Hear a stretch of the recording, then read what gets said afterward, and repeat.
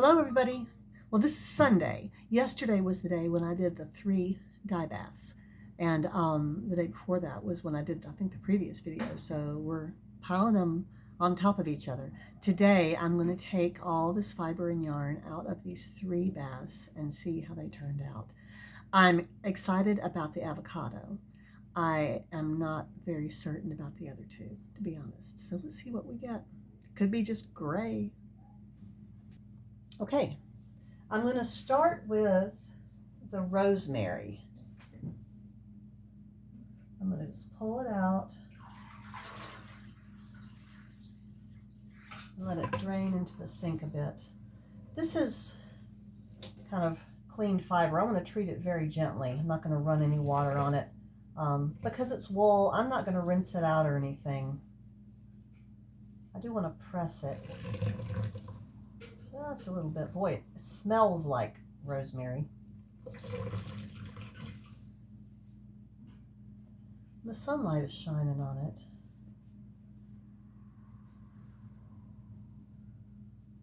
I think it's another case, like with the lichen, where there are dark spots and light spots depending on how compressed the fiber is. I don't know if it really took. A lot of it looks pretty white to me. Maybe just a pale gray. There is kind of a yellow tint. All right, I'm going to lay these out on a towel while I do the others.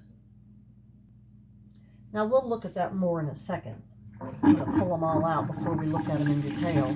The lady at the, I think it's Rosemary and Pine blog post, said that you get different colors with rosemary depending on what time of year you harvest the rosemary, and this is in winter, so she said you're going to get more of a brown, and you'll get more yellow if you do it in the spring. Oh, look at all those beans in there. Oh my goodness, I didn't get as many out as I thought I had. That's hilarious. Look at the beans. Oh, well, I don't really want to. Oh, this is interesting. There's a very mottled effect on both of these. Some of the fiber still looks almost white, and some of it is greeny, bluey. Get all the beans out. My word. I may be picking beans out as I'm spinning it. This is very interesting. Some of it really does have a blue, greeny blue teal kind of. All right, I'm going to open this up on the towel too. So as I anticipated, I'm a little bit disappointed in both of those dyes, but from taking sneak peeks at the avocado, I think it will be a very happy event. So let's move on to that. I'm going to throw these beans out though. And I'm going to put this is yarn, so I'm going to put it into this bucket.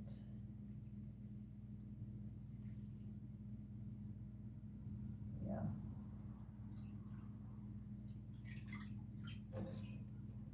Look at that. There's a little piece of avocado. Now, obviously, some of this is going to drain out. And I'm going to hang this.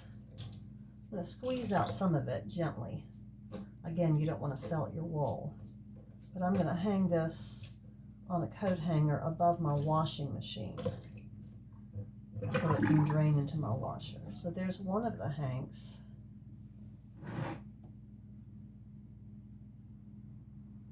I think it will, as it drains, I do think it will lighten quite a bit, which is kind of sad, but that's all right. I would put more into that dye bath, but more fiber, but I don't want that much pink. This is more of a rose. I'm glad it's not a pink. I don't want a baby pink or a bright pink or a Barbie pink. None of that.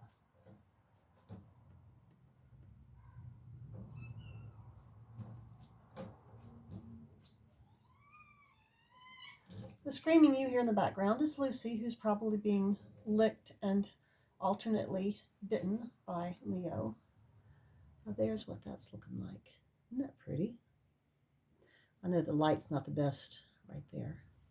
We'll look at it some more in a minute. All right. So let me go take care of this and then we'll get a close-up look. No! I came back here and Lucy was already interested. Okay, you see how light it is up here, and then as you go down, it's darker. So it's going to drain out for sure and just drip into my washer, and it won't do any harm. But I think it is going to be very pretty. I may have to move it where Lucy can't get it. I'm very pleased with that. I'm going to hang it outside like this because Lucy is not to be trusted. I'm so sorry to say. This is a tree at our church. These are crepe myrtle trees. And look at all of the lichen growing on these trees. Now, you're not supposed to harvest off of a tree. You're supposed to harvest off the ground, and there's plenty of it on the ground too. But the thing I wanted to show you is that there's also, I think they call this old man's beard. There's a tuft of it there, and there's more of it. There's more of it there, and back there.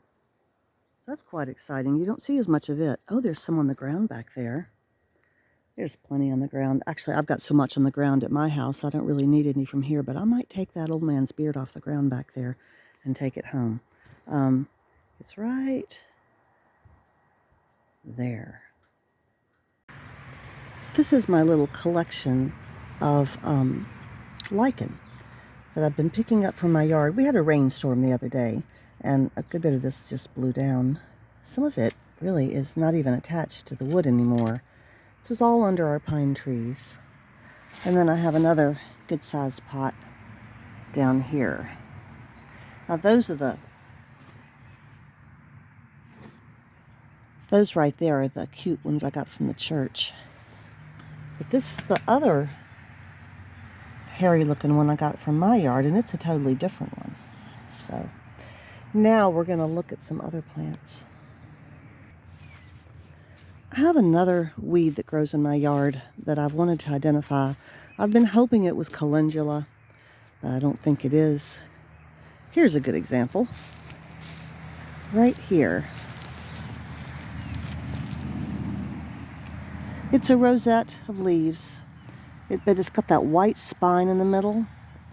And from doing a little bit of reading and watching a video online with a fella, I think this might be dyer's woad. I don't think it ever gets to the second year stage with the tall spike, because, see, there's more of it right there. It's everywhere in the yard. And that's what dyer's woad does. There's another patch right there. But this is in our yard where it gets mowed, and so it never gets a chance to get to its second year where it sends up a big spike. And it's in the leaves. There's some more there. So I'm going to go out in the pasture to a part. See, there's some more there. There's some more there. Wow, I didn't realize it was so prolific. But it is a dominating weed because it has a very deep taproot. And so it survives in ways that other plants do. I'm going to go out into the old garden. I'm looking for some mature woad where it hasn't been mown. And then I'm also looking for some dock. Now see, here is a lovely patch of what I hope is woad. Underneath this, there's a sweet gum tree and some pecans and pines. There's quite a bit of it here.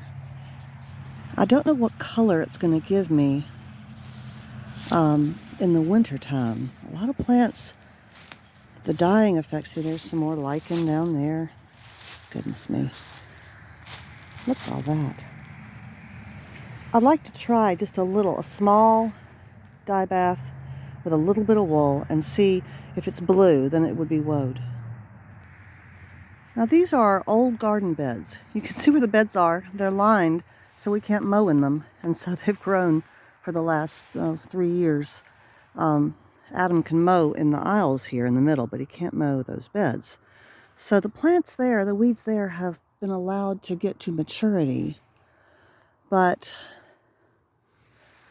that does not look like yellow dock. It has more pronounced seeds. I don't know what this stuff is. Oh, now see this. I don't know what this is, though.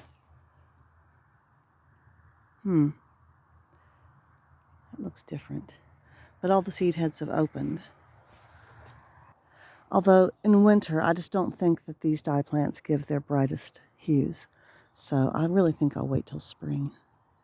It's very peaceful out here in spite of the traffic. See there, I think is some dock. I think. And I'm walking on a great big anthill, but it's dead.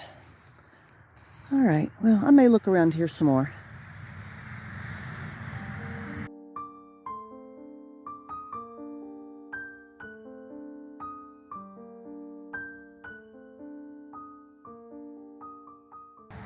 I also hope to dye with pine needles. I apologize for the traffic. People are getting to work this morning. It's 32 degrees out here. But this is my very, very large pine tree in the pasture. And it's the only pine tree that the branches really hang down low enough. I can just come cut some off, make sure that they're fresh. So I'll probably do that in the spring as well. I'm hoping in this sunlight here, maybe I can pull this a little forward. There we go. You might be able to see a slight difference between these two. This is the black bean. This is the rosemary. They're both a gray. This has more of a bluey tone to it, kind of a steely blue. And this is just a very strange, it's more pronounced in real life with the naked eye, but a little bit of a yellowy, greeny. You can especially see it the more you get close to the tips. I'm hoping when I card it out, it might improve it just a little bit. They're both basically gray. I could probably spin them together and get something kind of interesting. I might try that. Let's look at the avocado. So here we go. I've got it in the sunlight, so it looks more washed out, I think, than it is when you're really looking at it. But it did give me a beautiful, pale, dusty rose. This is just about exactly what I was looking for. It's quite variegated with lighter and darker. I really like that. Let me move it over here.